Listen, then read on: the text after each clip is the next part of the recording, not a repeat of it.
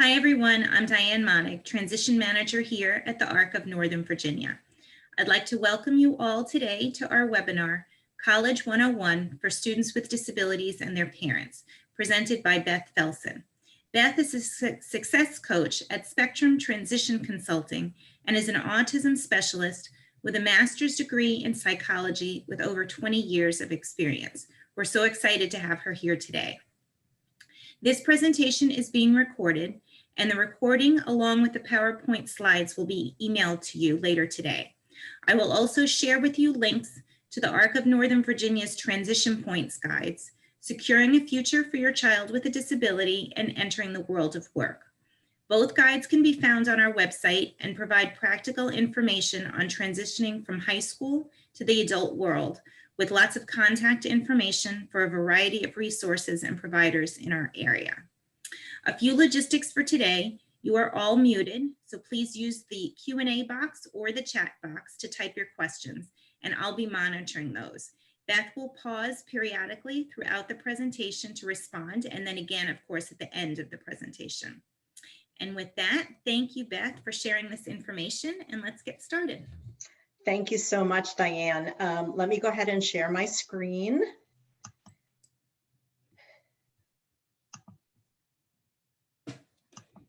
All right. Diane, can you see my PowerPoint? Yes. Okay, fantastic. I'm going to go ahead and minimize my other windows, and we can go ahead and get started.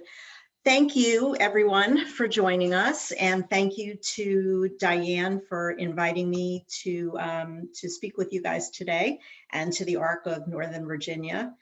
Diane introduced me so nicely. I feel like I don't really need to say much more about myself. I will pause a few times for questions, and please don't hesitate. If you have anything that pops into your head, just type it into the chat box.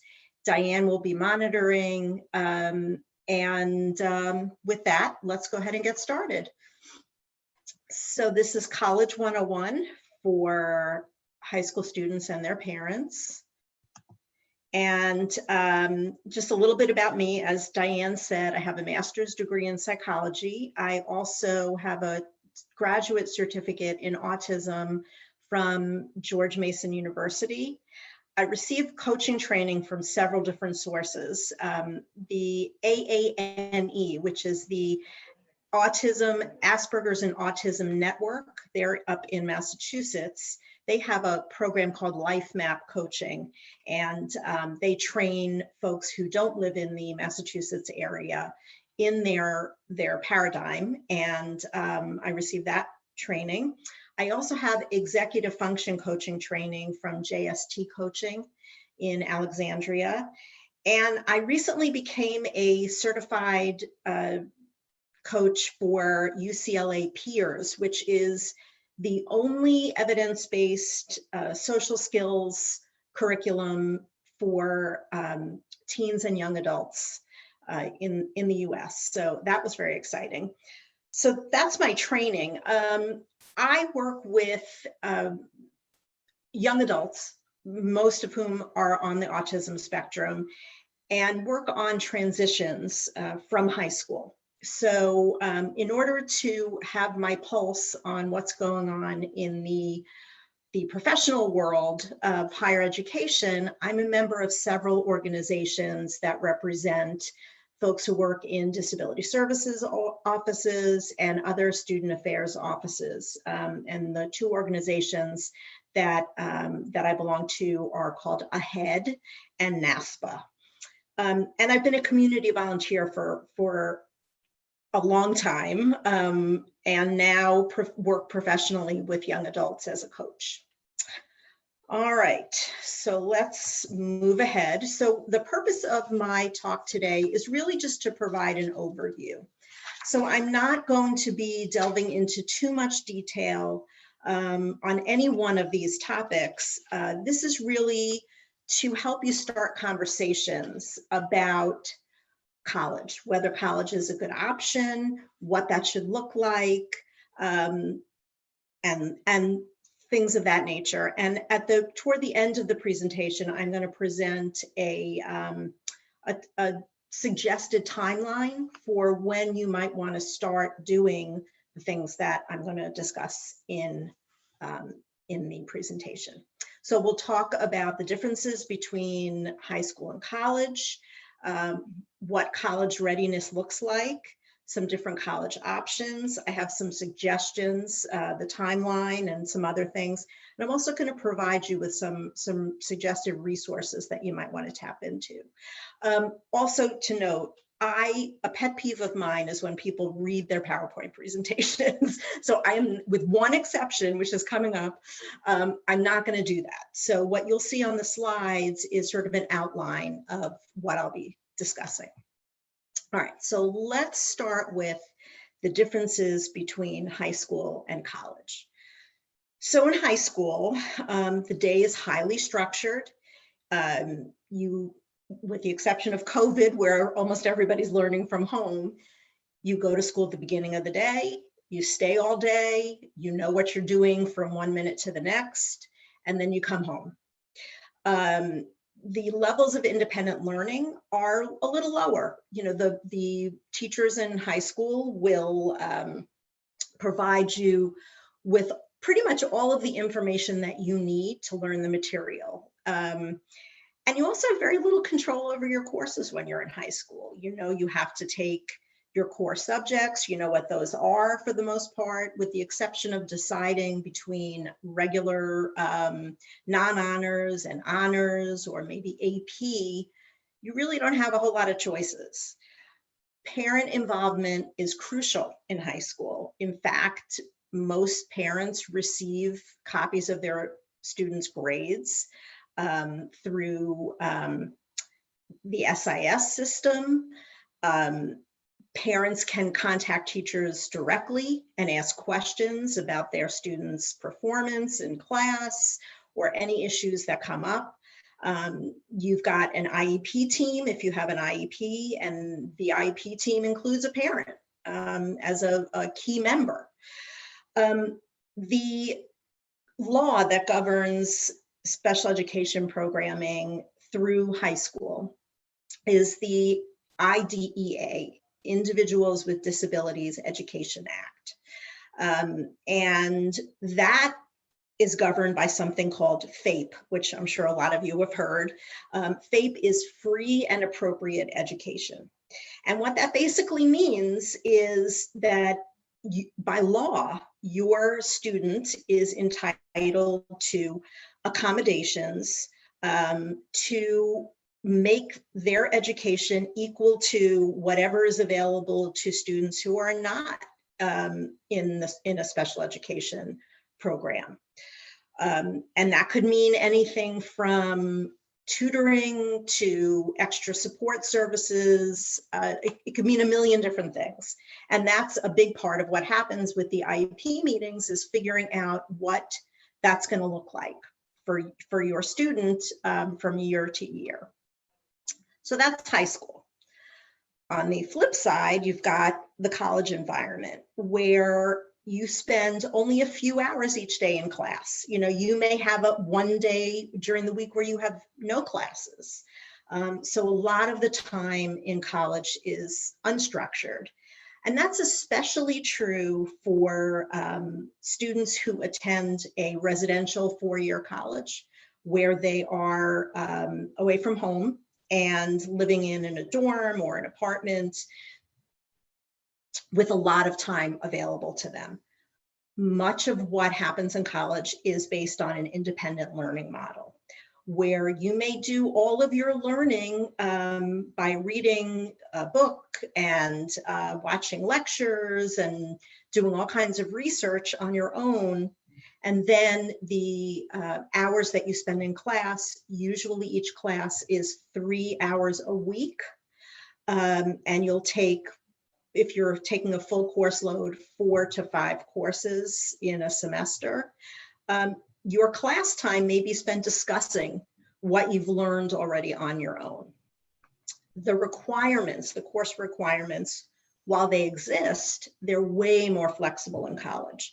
So right now, most four-year colleges, and actually it's true for two-year colleges as well, have core requirements that all students must take in order to graduate. So you may need to take, let's say, 2 courses in the arts. Well, within that requirement, you may have 15 different courses to choose from. So the student has a lot more control over what they actually take.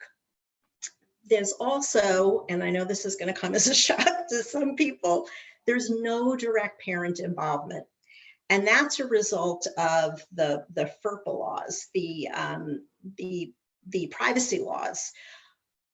When your child goes to college, even if they're not 18, you get kind of pushed aside as the parent. If you call the college, your child's college dean of students and ask a question, they're going to tell you they can't talk to you because of privacy laws. And the only way that you can have those conversations is if your student completes a waiver granting permission for the school to talk directly to you.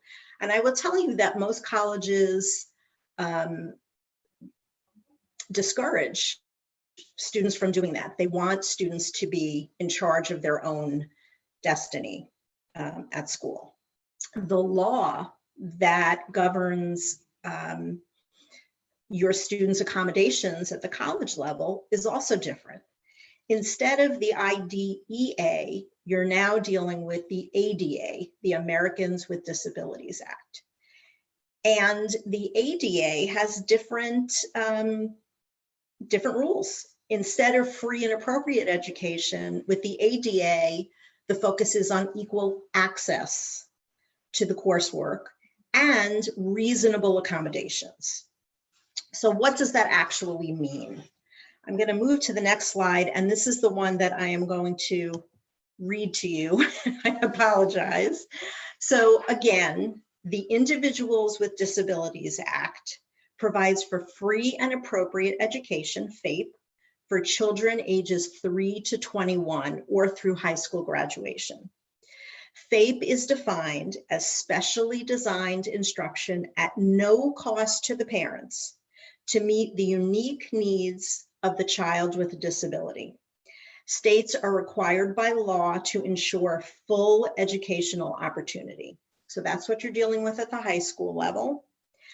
At college, you're dealing with the Americans with Disabilities Act, which prohibits discrimination because of disability. So along with Section 504 of the Rehabilitation Act of 1973, the ADA requires reasonable modifications, and reasonable is in the eyes of the institution that you're dealing with, to policies, practices, and procedures for eligible students with disabilities. Okay, that's a lot of information. So I'll pause now to see if there are any questions about high school versus college. Okay, Beth, we have one question here. If the school has certain requirements to graduate, example, foreign language, but the child has a documented learning disability with language learning, can this requirement be waived? That's a great question, and the answer is it depends. That is a question. First of all, there's two different pieces to that. One piece is that a lot of colleges require that students have 3 years of a foreign language, or they expect that students will come in having had foreign language in high school. So that's piece one. And piece two is that a lot of colleges also require that students show competency to what they call the intermediate level in a language. All right, so those two pieces are actually handled differently. The reason why the answer is it depends is because whether a school will waive the foreign language requirement for admissions, you know, the idea of having a certain number of years of foreign language in high school is really up to the school. And that is something when you get to the point where you're actually starting the college application process, you're going to want to talk to the different schools that you're interested in. So that's piece one. Piece two, in terms of taking foreign language in college, what a lot of schools have done is they've made that a very flexible requirement. So for example, I have one of my children, actually I have two children at James Madison University right now. My older child is in a major where you have an option of either taking a foreign language or taking a substitute course. I think he had to take an additional science course or something. So he was able to avoid having to take foreign language at the college level because there was a substitute requirement. I'm not sure if that answers the question the way the asker was hoping, but that's the answer. Let's see. There's a question was about foreign language requirement once you've already matriculated to college. Right. Okay. So again, it depends on the major and the school. So some schools have a foreign language as a core requirement that you have to meet, but some of those schools have this flexibility of, instead of actually taking the foreign language, you can take additional science courses or some other type of course to meet that requirement. In addition, and this goes for all students, if you've taken a foreign language to, let's say, the AP level or something in high school, for certain languages, you can actually take a test to place out of that language in college. So to give you an example, I'll use my son again. My kids all took Latin in high school. Unfortunately for my son, Latin was not one of those languages that you could take a test to place out of. So he had a choice of starting a new foreign language and taking it to the intermediate level, or these alternative courses, and that's what he chose. Does that answer the question?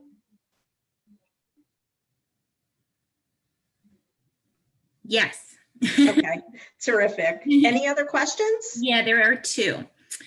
My son with HFA is super smart in academics. He will be getting lots of college credit in high school, probably even getting his associate's degree. Will this make things difficult with post-high school college or honors college at a university? Like, will he be having to take courses twice to fulfill requirements or other concerns? Okay, that's another great question. And again, unfortunately, the answer is it depends.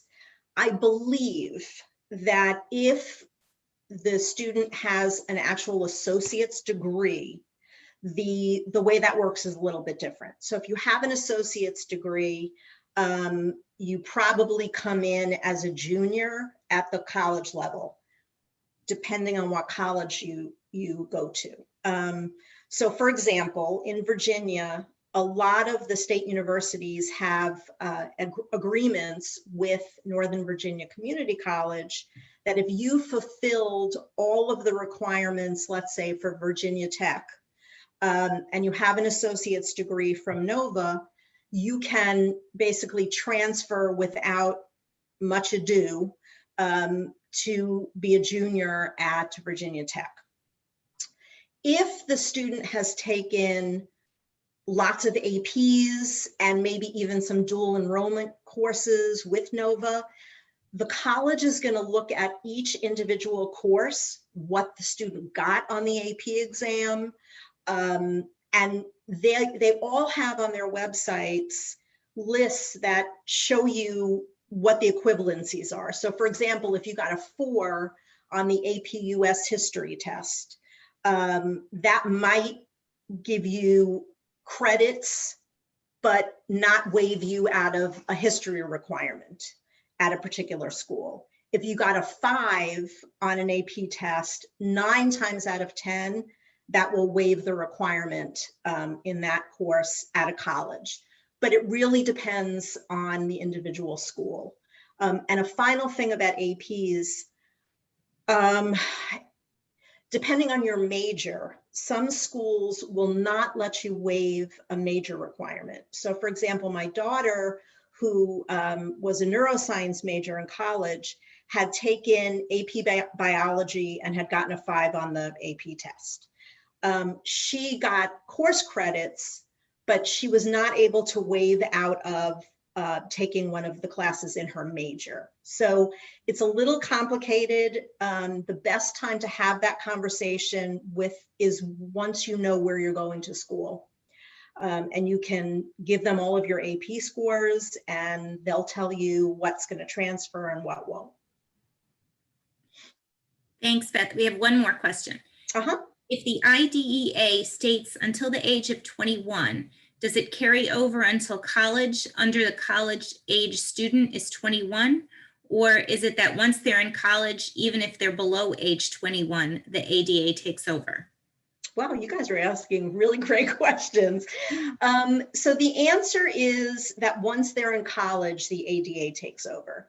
The reason why the IDEA goes through age 21 is because some students are on a modified diploma track, and they will actually stay in high school until 20 or 21. But as soon as students are in college, the ADA takes over. And what's interesting about that is that if you have a high school student who's taking a dual enrollment course, so let's say maybe dual enrollment isn't the right term. Let's say you've got a high school junior who, for fun, is taking some kind of high-level math course at Northern Virginia Community College and is enrolled as a NOVA student for that class. Their high school courses fall under IDEA, but the course they're taking at NOVA falls under the ADA. And in fact, I recently participated in a conference where the disability specialists at the community colleges who were participating in this conference were talking about their frustration over the fact that parents and students were not always able to make that distinction with the community college courses. Okay, I think that's it for questions right now. Okay, terrific. So I will go ahead and move on. So we've talked about the difference between high school and college. And now we're going to talk about how do you know you're ready for college? There's two pieces to that. The first piece is your student, are you college capable? And that is really solely based on your academic ability. Are you up to the challenge of college level coursework? Oftentimes, that's a relatively straightforward question with a pretty straightforward answer. You either know you can handle the work or you don't. Okay, very black and white. It's a little more subtle than that, but oftentimes that answer is pretty easy. So college capable is part one of the equation. The other piece of the equation is whether or not you're college ready. Okay, so that's basically everything else besides the academics. And some of you may be chuckling at this picture, but I cannot begin to tell you how many times I talk to parents whose kids go to college and the biggest stressor they have is they have no idea how to do laundry, or they don't know how to manage their own time. Remember, we talked about the fact that in college, there's a lot more flexibility and freedom, and students really have to be more in control of their time management. So how do you know what college readiness includes? In general, college readiness skills fall into 4 categories. And you've got them listed right here. There's self-advocacy, which is, can the student stand up for themselves and ask for what they need? The second category is all of those executive function pieces. So if you're not familiar with what executive functioning is, it's basically the administrative assistant in your brain, right? So it's the part of your brain that helps you to plan and execute tasks. The third component is social skills. Now, sometimes parents will say, social skills, you know, my student took social skills training when they were in 3rd grade, so isn't that good enough? Well, the answer is that social life in beyond high school is way different. You have a lot more choices about where you spend your time, who you spend your time with, the ability to find good sources of friends, to introduce yourself to people, to understand what it means to deepen a friendship. Those things really come into play in college in a way that for a lot of high school students, especially those who have very full schedules of academics and extracurriculars, it's not the same as with high school. And then the last category is all those life skills. You know, going back to the previous slide, do you know how to do laundry? Do you know how to manage money? Do you know how to figure out what your transportation options are in terms of getting to your classes? What is your self-care routine like?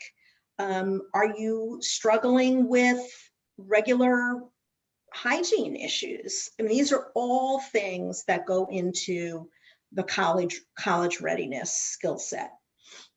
And I should point out that these are not, this distinction between college capable and college ready is true for all students who are heading to college, not just students who have disabilities.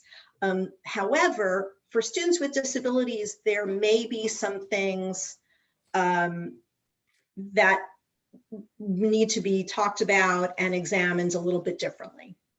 So I know that we just had questions, but this college capable, college readiness distinction, I thought maybe it would be a good idea to pause now and just see if there are any additional questions before we move on.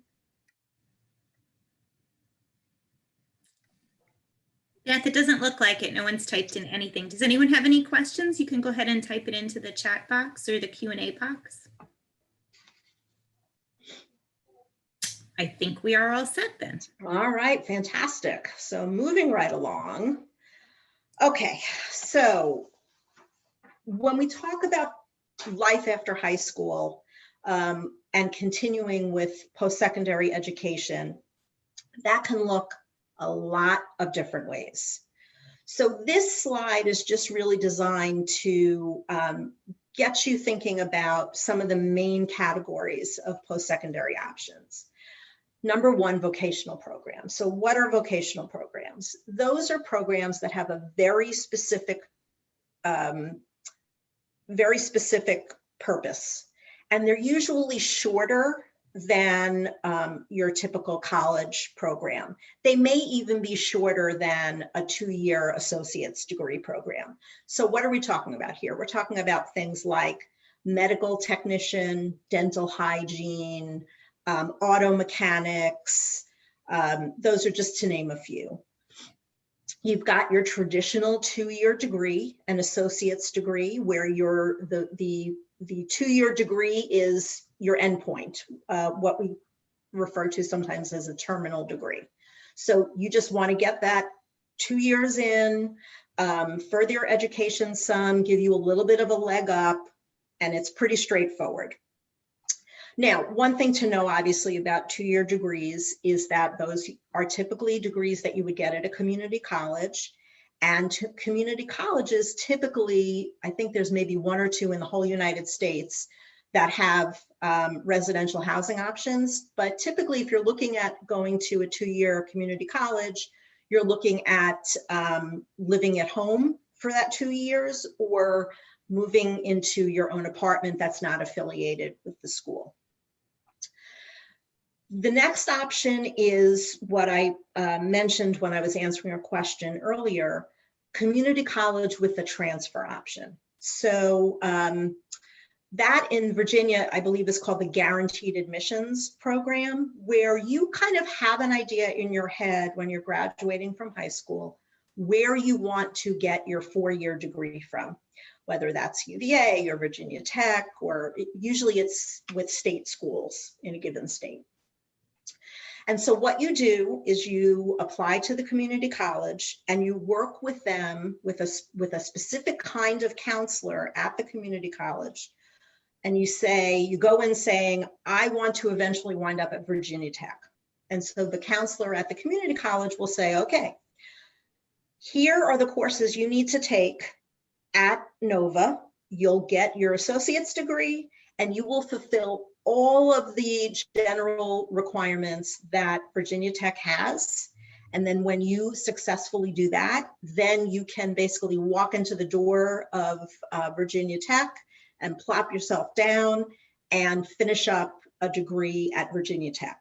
So you start at a community college and then you get your 4-year diploma actually from the 4-year institution. That requires some advanced planning because you sort of have to know what school you're interested in, because the requirements are a little bit different for the different 4-year colleges.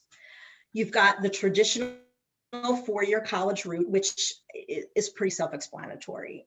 Traditionally, you go away, you live in a dorm, you start as a freshman, you stay there 4 years, and you graduate. Okay, I don't think that really needs any more explanation. Now, what a lot of schools have now is they have extra support programs. So that's your next bullet point, 4-year college with extra supports. So what does that look like? Well, I'll give you George Mason as an example. George Mason has a program for students on the autism spectrum called the MASSI program. And I cannot for the life of me remember exactly what that stands for, but basically you apply to George Mason and you're accepted. And then you apply to the MASSI program and there's an extra fee for that. And that program, if you're accepted, I think they have about 25 students right now. If you're accepted into the MASSI program at George Mason, you pay tuition and if you live on campus, room and board for George Mason. And then you pay an extra fee for the MASSI program supports. And that includes things like extra tutoring, social skills, curriculum. I think they have like a weekly class that the students participate in. And you're sort of followed by an extra specialized group of counselors who can help make sure that you have a successful experience. Now, I should point out that some community colleges actually have that option as well. Northern Virginia Community College works with a program, it's a private company called College Step. You can receive extra support. Sometimes that's called wraparound supports, where you're getting an extra level of attention and some specialized programming for a fee. And again, that's available at Northern Virginia Community College. I think it's through their Alexandria and Annandale campuses.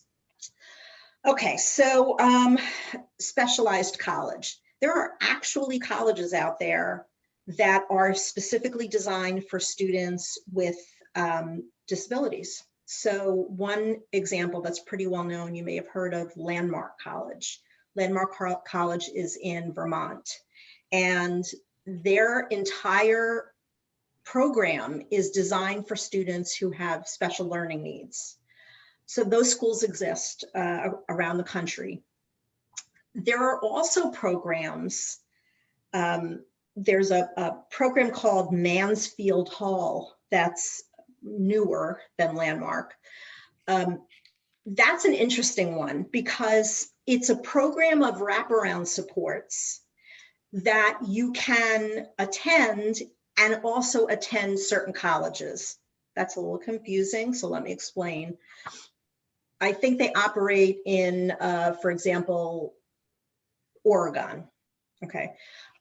You can attend one of, let's say, 4 or 5 different schools in Oregon, either a community college or a 4-year college, live in a Mansfield Hall dorm and receive additional supports from the Mansfield Hall staff.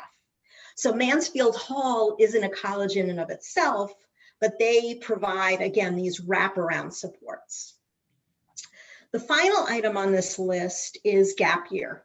So traditionally, when people think of gap year program, they think of, you defer college admission and you go join the Peace Corps, or, backpack around Europe, or do some kind of volunteer work or something like that. And that's obviously an option, but there also are special gap year programs that are designed to help students gain a better understanding of what their skill level is in terms of both college capability and college readiness. Some examples of those programs are, there's a program called the College Living Experience, CLE. They have a branch in Rockville. So students can go and live in apartments that are operated by the College Living Experience. They can take courses at Montgomery County Community College, and they can receive all the wraparound supports that, that they need. And what's interesting about a program like the College Living Experience, or there's another one called the College Internship Program, is that they will actually start walking back the supports as students develop their own skills. So that's a good option for some students. All right, so again, that's a lot of information. Are there any questions about some of the different post-secondary options? Yes, Beth, we have a couple and we have a few. So the first question is, will he lose government services if he goes away, possibly out of state? Can he get someone to check to see if he's eating and everything? Okay, so in terms of government services, that's an it depends kind of question. That's not my area of expertise. So that's something that, if you're getting those types of services, speaking with someone from that organization would be your best bet. In terms of having someone check to make sure that your student is performing those daily life skills and self-care activities, that would require some additional supports. Okay, so again, that's not something that's going to automatically be part of what they might qualify for accommodations in college. Most of those accommodations are going to be in terms of academics. So if that's a concern, you have a couple of options. One is to do one of these bridge programs, gap year programs, and work on those skills. Another might be to work with a coach, to work with someone like me, not necessarily me, but to work with someone like me who can work one-on-one with your student to develop those skills before they get to college. And then the third option is the wraparound supports at a traditional school that we talked about here. Beth, I have another question, but I'll just jump in a little bit about the government supports. Yes, please. It depends on which government supports you're talking about. So if it's like DARS, the Department of Aging and Rehab Services, that's available in every state, but each state is separate. But you can definitely apply for those type of services in whatever state the college is in. Also, as far as, but like if your child has a Medicaid waiver, that is not transferable from state to state. So you'd have to explore what supports are in those areas. And there are ARCs in every state, and there's over 700 of them across the country. So an ARC in that area is a good place to start to see what types of services are available and waiting lists and that kind of thing. There's 2 more questions, so I'm going to give you those, but I will just mention, Beth, you talked about College Steps. For those people that are interested, College Steps has been doing lots of kind of introductions to their programs. They have one, I think, practically every week. So if you go onto their website, that might be something that you want to check out and sign up for. They've just been promoting it a lot lately as far as information sessions. So I just wanted to share that. Thank you. Okay, here's a question. Are there any resources you can tap into for support of the 4 functions? Hiring someone to touch base with your child, for example, specifically looking for something like College Steps, but at a 4-year college. Yes. And again, depending on where your student is going to school, it will determine or partially determine what your options are. So for example, the organization where I received my coaching training, AANE, is in Massachusetts. They're in Watertown. So for students who go to colleges in the Boston area, Watertown is a suburb of Boston, they could hire a life map coach directly through AANE who could check in with their student and work on achieving certain goals relating to independence in college. And there are some other organizations like that around the country. I will talk a little bit later on about sort of how to get ready for college. You know, what are some of the things that you should investigate? And that's one of them. If you know that your student needs extra supports, when you're making decisions about colleges, you're going to want to know what's available in the areas where your student is looking to attend. Beth, this family in particular is looking at Longwood University. Do you know anything about that university? I do know that they have a good reputation in terms of what they provide to students. What I should probably do right now is say just a few more words about how you qualify for services at the college level. I realize I haven't talked about that yet, and that's pretty important. When you are looking for resources and supports in high school, you know, you're going to take your evaluations to let's say Fairfax County, and Fairfax County is going to certify that yes, you meet the requirements for certain services, and then you'll meet with your IEP team and you'll figure out what that's going to look like. In college, it's a little bit different.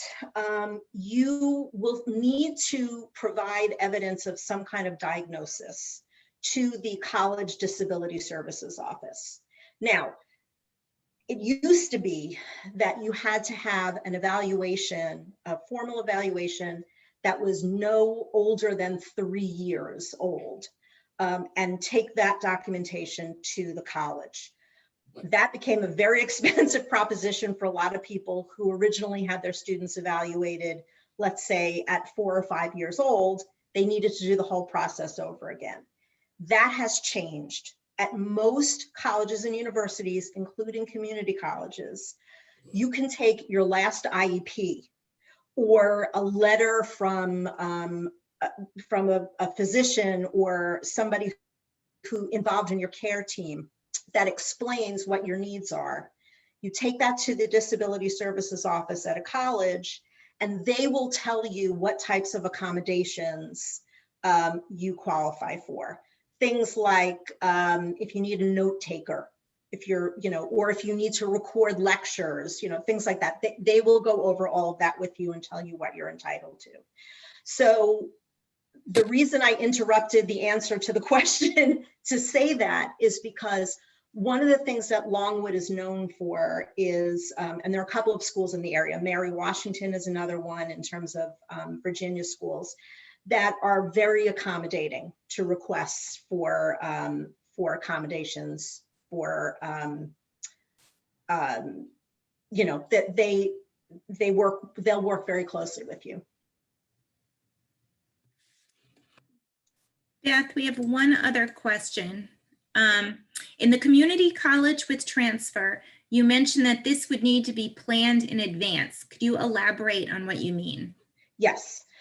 So the way those programs work is the four-year institution relies on the community college to ensure that the student will have completed all of the general education requirements for that four-year institution.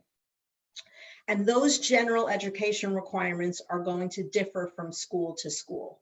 So for example, and I'm just making this up, right? University of Virginia may require that a student have 4 math classes through calculus, let's say, in order as part of their general education requirements. So in order for that transfer process to work with NOVA and UVA, UVA is going to expect that the person coming out of the community college is going to have taken all those math classes. Virginia Tech may require 6 math classes to, you know, calculus plus something else. Again, Virginia Tech is going to assume, and of course they're going to look at your transcripts, but that conditional offer of admission with a junior standing is going to assume that you have fulfilled all of the general education requirements. Most four-year colleges, and this depends on the major, but you can sort of think about it in terms of freshman and sophomore year, you're taking all the general education requirements and maybe just 1 or 2 courses for the major that you're interested in. And then junior and senior year are mainly all of the major requirements, the courses for your major.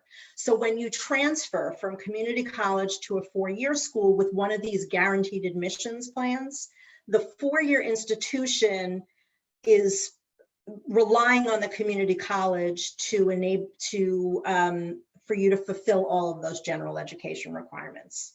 Does that make sense? Does that answer the question?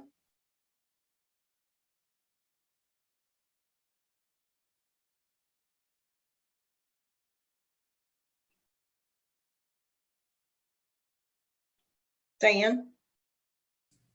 I'm sorry, I was on mute. That's okay. Did you, did Yes, that answer? It does. She said yes, that answered the question. Okay. Any other questions?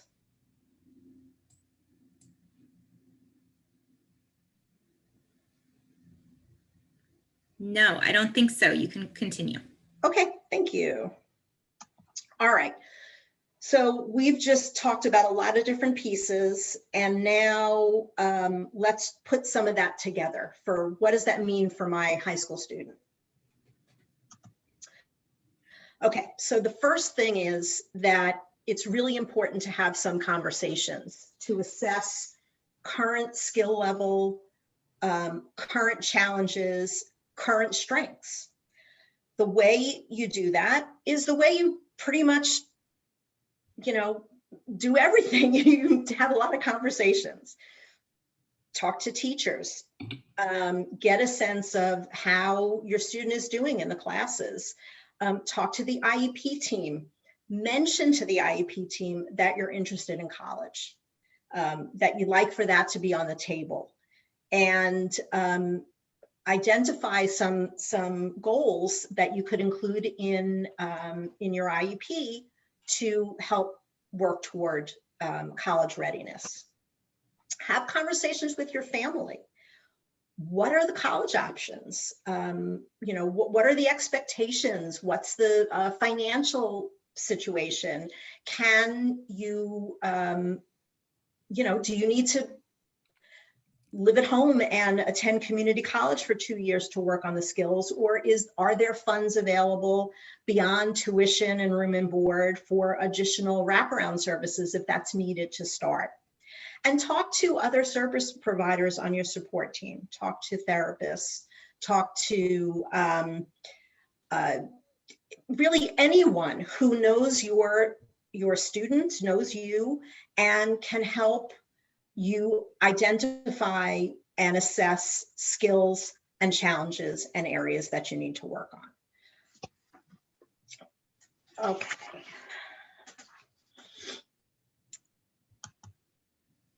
So how do you develop these skills? What kinds of questions should you be asking? So in terms of self-advocacy, what's so interesting is a lot of the folks that I talk to at the college and university level say that they often encounter students who don't have a clear understanding of what their diagnosis is. They don't have the right language to talk about it, and it makes it difficult for them to have those kinds of conversations with the student. So it's really important to have a conversation and explain and discuss what the diagnoses are. Student participation in IEP process. This is really crucial. And I believe that the law says that as of age 14, students are encouraged to participate in their IEP meetings. But for a variety of reasons, that doesn't always happen. So having the student involved in that process can be a really crucial step towards self-advocacy. Now, the third item in this list is really important and very difficult. Decreasing parent involvement in academics. Many of us, myself included, are very involved in our children's academic affairs in high school. And that can mean your student comes home and has a question about something in a class, and you're typing an email from you to the teacher asking about it. Well, decreasing in parental involvement would mean, in that situation, suggesting that your student send the email to the teacher and ask the question. And then stepping back a little bit and giving some space to see if that can happen without too much encouragement from you. It could also mean walking back some supports in the IEP. So for example, if your student is receiving a lot of tutoring support for courses, maybe walking that back a little bit to see what they can handle on their own and where they truly need the support and where really it may have become just sort of a habit. So that's a little bit about self-advocacy. Executive function is a little bit of the same kind of stuff, decreasing that parental involvement role and shifting responsibility to the student. This is very hard for us to do because we want our students to succeed. We want them to get the best grades possible, to be in the best position, to have the most options post-high school. But we're not always putting them in the best possible situation for success with those college readiness skills if we don't let them take some initiative and have the experience of managing their own time or managing it to a greater extent than they are now. That's really important in getting a handle on what are their executive function skills, how are they managing those things, where do they actually need the help. And another way to do that is let them take an AP course without a lot of supports.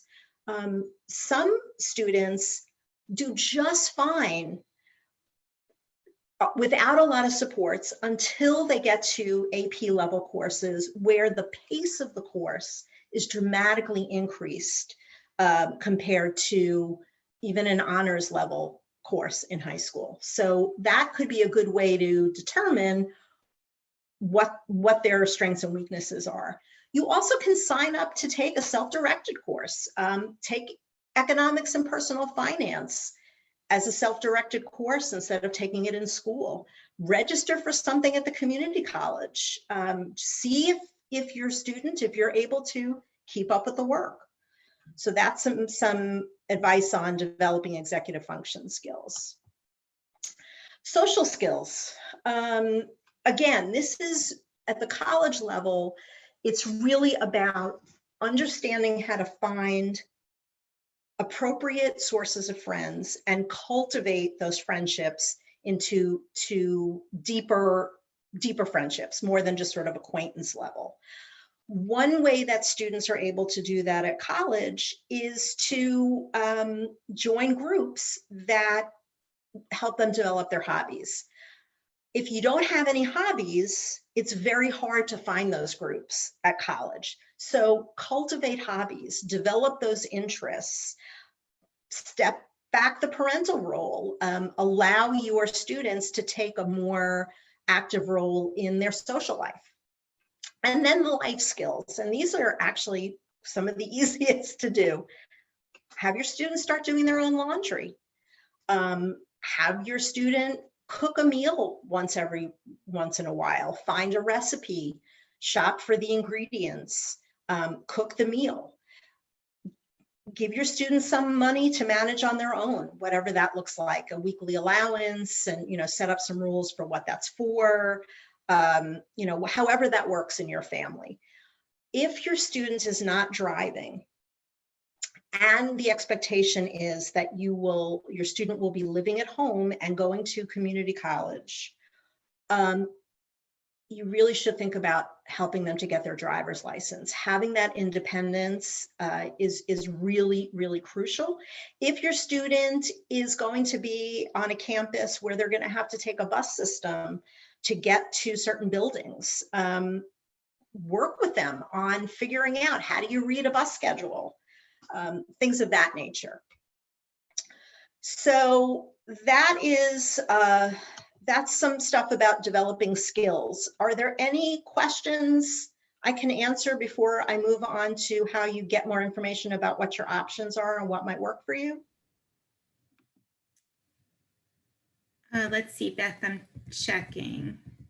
Sure.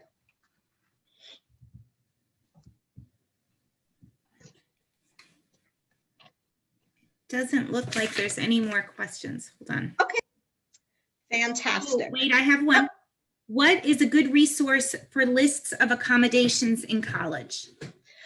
Okay, so here's where I would really encourage everyone to make a phone call or two to a college or university and talk to someone in their disability services office. They're very open to talking to families of prospective students. You don't have to tell them very much information, if any, about yourself. Some of the things that are typical accommodations at colleges, here's an interesting one, preferential seating. Okay, so sometimes in IEPs, there's a request to have the students sit at the front of the classroom so that they can focus more. Or if there's some kind of, maybe they have a little bit of a difficulty seeing the blackboard or whatever it is. Do they even use blackboards anymore? I don't even know. That's something you don't need an accommodation to do in college. You want to sit in the front of the room? You sit in the front of the room. So some things that are accommodations at the high school level, students don't need accommodations for.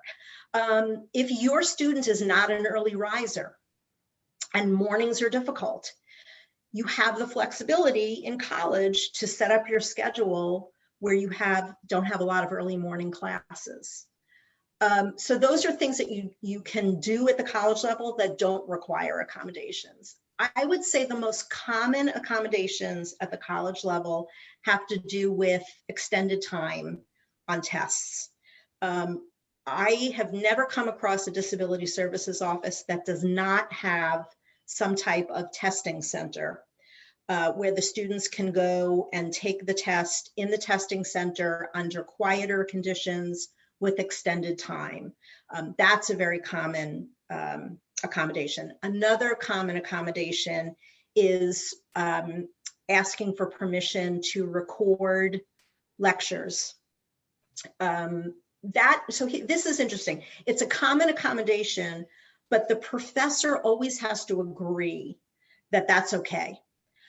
So this is where working specifically with talking to people at a disability services office about what they offer at their school would be helpful. Yeah, that's it for the questions for right now. Okay, fantastic.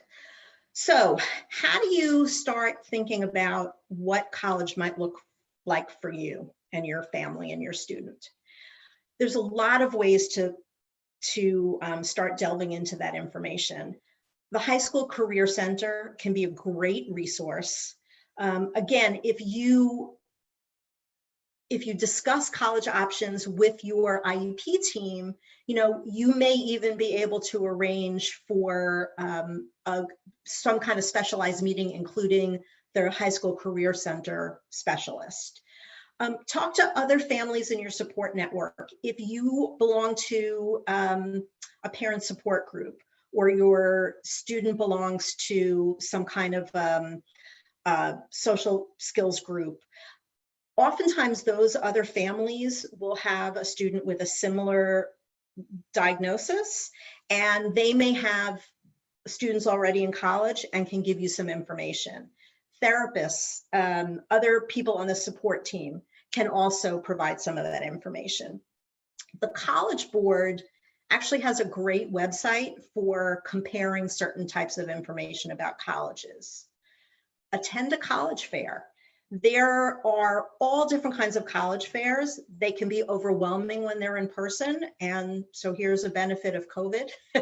You can attend some virtual college fairs. Go to college websites. This is an underutilized tool that can give you a tremendous amount of information about a school. If you go to a college website and you see how long it takes you to find out information about disability services. Often when you find the Disability Services Office listed on the website, it will give you a list of steps that you need to take in order to qualify for services. How easy is it to find that information? Did you have to hunt, or is it right there on the main page? What's the mission? What's the mission statement of the college? Almost every college website has an about button somewhere on the website, and that will give you some basic statistics, and it usually gives you some information about what the college's mission is. Do they talk about diversity? Do they talk about equal opportunity? What does that look like? So utilize those college websites, call colleges. I think it was Sims, which hasn't been around for a long time, but they used to say an educated consumer is our best customer, right? So colleges and universities, it's in their best interest to give you as much information as possible before you apply, so that you can tell whether or not that college may be a good match for you. Why is it in their best interest? Because when you apply to the school, they put a tremendous amount of time and energy into reviewing your application and making an admissions decision.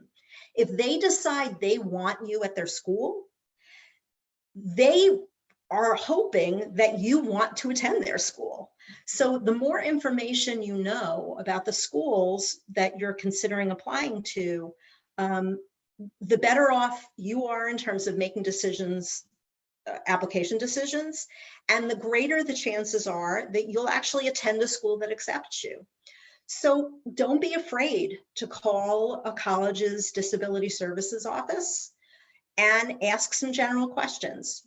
My child has this particular diagnosis. What are some common accommodations that we can expect? Something to know also is you will want to begin the process of applying for accommodations wherever it is that you decide you want to go, no later than the summer before your freshman year. It takes a while to get this all done. And then there are always consultants. There are some college consultants who specialize in working with families who have a student with a disability. There's actually a consultant that I'm aware of who works with students who have physical disabilities. and long-term, medical conditions that require a lot of management in terms of figuring out what schools and accommodations might be best for that student. So those are some options that you can use to get more information about different schools. Okay, so once you've narrowed down your options a little bit more, let's say based on what you find out from family and friends and what your own family situation is, you decide that your students got to stay in state, and you're open to a four-year institution if you can find the right one, but community college is a real option for you. So how do you actually narrow down your choices and get more information? I already talked about looking at websites and calling disability services offices. If we ever get to the point where we can move freely about the country, definitely visit some campuses. I always recommend visiting campuses when school is in session. So you can just sort of see what the vibe is like on a campus. Have a meal in the main dining facility of that college or university. Hang out in the student center and just see what it's like. Because college, again, is a lot more about than academics. You really want to get, especially if you're going away, you really want to get a sense of what is your life going to be like if you go to this particular school. All colleges and universities have information sessions. Those are almost exclusively online right now. You can find that information on any college website under as part of their admissions site. And you don't have to be a high school junior or senior to attend these things. Look up the college town. If your child is interested in James Madison University, look up Harrisonburg. See what kind of things are going on in Harrisonburg. Do they have a bus system? Do they have a lot of off-campus housing for students? Whatever it is, learn more about some of the places where your student may be going. Investigate transportation. This is, again, important if your child, at James Madison, the majority of the students move off campus after their first year. So if your student's going to be at school, will they need a car? If they live off campus, is there a bus system? If your child is going to go to school away from home in another state, how will they get home for vacations? Will you have to pick them up? These have nothing to do with disabilities, but it's important information to look at. And again, talk to friends and relatives. Talk to people who have students at those schools. Talk to other people who have students with similar diagnoses about what they're doing. Any information that you can get is going to be useful information to help you figure out what's best for your student. I'm ready to move on to a timeline, recommended timelines. Are there any questions before I do that? Beth, there's nothing right now, but give it a couple of seconds in case someone wants to type something in. Okay.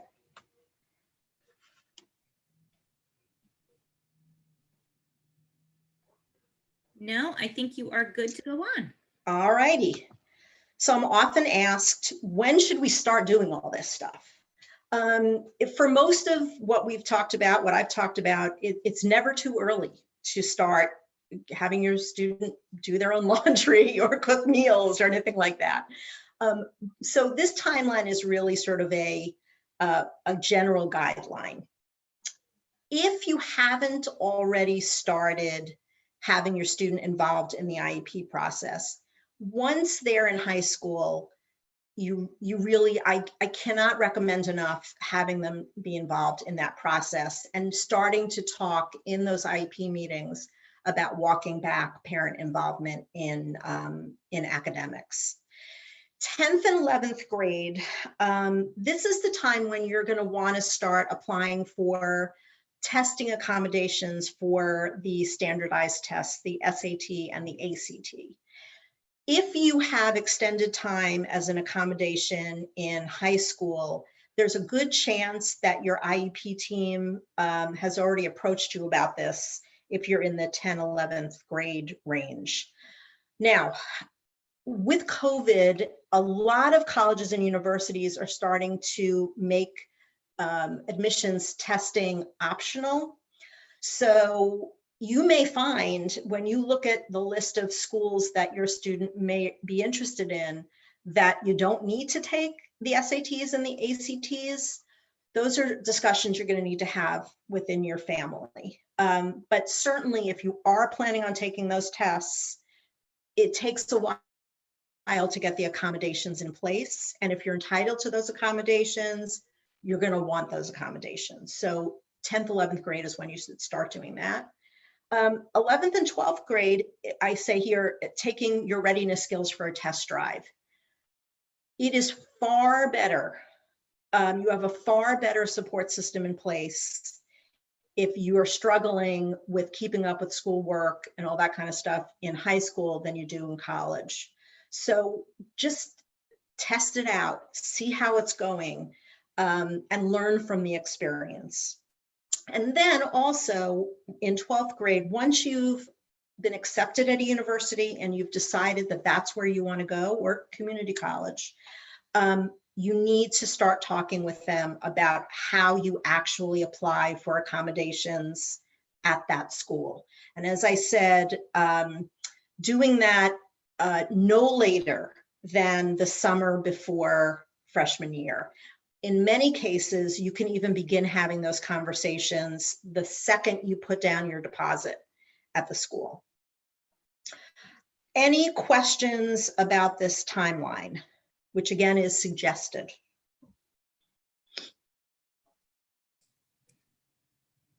Beth, I have one question. Do colleges look negatively at SAT, ACT accommodations?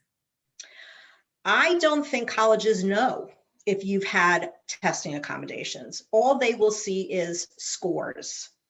They are not involved in that part of the process. Are there any other questions? No, I don't think so, Beth. Go ahead. Okay. All right. So I'm up to my suggested resources. I'm almost done, guys. So there are a million resources that you can look into to help you make these decisions. These three book covers are three things that I think are really important and are really great resources. So Taking Flight is a very new book. Perry LaRocque is actually the founder of, I talked about Mansfield Hall a little earlier in terms of wraparound services.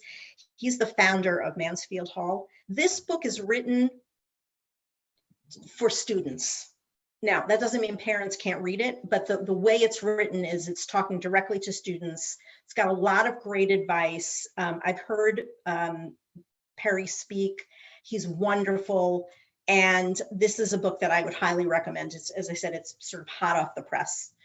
This second book, From High School to College, Steps to Success for Students with Disabilities. This is a great, it's sort of a, almost like a workbook. Elizabeth Hamlet has been involved in with the learning disabilities community for a very long time. This is actually the second edition of this guide. It does a lot of things like the comparison between high school and college. It goes into more detail about what the differences are. She's got worksheets in here about how to evaluate specific schools. It's just a really great resource to have. The Organized Student, when you're working with your student on executive function, this is a great resource for suggestions on different ways to use a calendar, different systems for organizing papers. It's a great tool, and the skills that are developed, you can actually sort of take with you to college. So these are three great books that I highly recommend. And now these are some websites that have some fantastic information. Goingtocollege.org is actually a part of a project from Virginia Commonwealth University, VCU. And it has a series of videos and exercises that can really help you identify strengths, challenges, what college options might work best for you. It's a great resource. The second item here, APA is the American Psychological Association. They have some fantastic resources for parents on the transition to college. You know, your student is transitioning to college, but so are you. And sort of what our relationships with our kids look like when they go to college, and things that parents should think about and maybe have conversations about before students go off to school. This third one, adainfo.org, is the website for the Mid-Atlantic ADA. And they have some great information on the differences between IDEA and ADA, you know, and just all kinds of different things that you should know about how the ADA works and how it's different from the IDEA and college accommodations, and also workplace accommodations, which, you know, that's a subject for a whole nother conversation, but it's really a fantastic resource. The last one is the Council on Learning Disabilities is an organization, it's an international organization, and they have some great articles on going to college with a disability, transition related information, you know, again, not specific to Virginia, but just sort of general information. Again, really great food for thought and great source of information. And then of course the ARC, you know, the transition points guides, which I didn't list here, sorry, Diane, but those are some great resources as well. So that's really about all I have. I'll pause for some more questions and also just put up my information. So if you think of a question after the webinar is over, you know, you can contact me directly and I'd be happy to answer any other questions that we don't get to today. Beth, I'm waiting to see if any more questions come in, but that was a fantastic presentation. Thank you so much. I love practical information and that was so helpful. You're welcome. You're very welcome. And as I said, you know, 99.9% of what I talked about goes for students who don't have disabilities as well when they're transitioning to college. So, you know, I definitely recommend people keep this in their back pocket if they don't need it right now. Great. Oh, we have a comment. Hold on one second.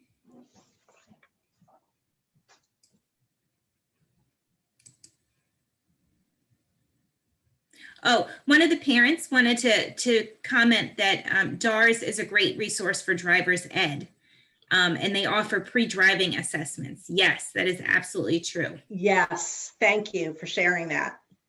And I can send out links to that when I send out the email with all the PowerPoint slides and the link to the recording. Okay, and I'll send out the college steps information as well. College steps and CLE that you mentioned. Yes. Some of the other ones that you mentioned also, there's information in our transition points guides about both of those, so you can look those up as well. Well, that's it. I don't think we have any more questions. Let me check one more. No more questions. All right. Well, thank you so much, Diane, for inviting me to talk with everybody today. I really appreciate it. Thank you. Take care, Beth. Okay. Bye-bye.